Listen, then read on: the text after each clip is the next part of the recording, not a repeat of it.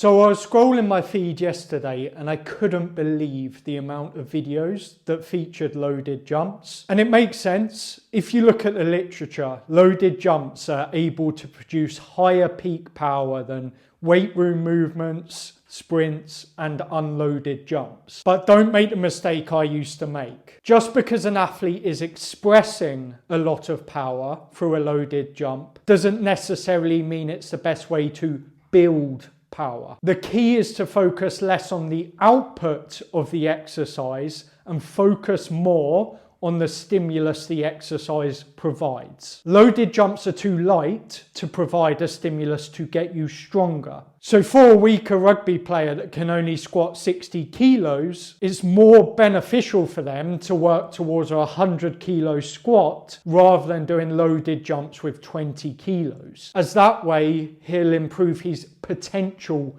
for force output. On the flip side, loaded jumps are often too heavy to improve speed and power that actually translates to sport. Most sporting actions like sprinting, changing direction and jumping happen in milliseconds. Adding weight to these jumps makes the movement slower and increases the ground contact time, making them less effective for building speed and elasticity, a quality that 90% of athletes need to spend more time focusing on. Now, this doesn't mean loaded jumps are entirely useless. For more advanced contact athletes, it can teach you how to move heavy loads quickly, which can be useful for tackling, ball carrying, and wrestling in contact sports. But generally, it's rarely the missing piece within an athlete's program, as this stimulus often comes from actually training and playing the sport itself. Instead, if you focus on the two extremes,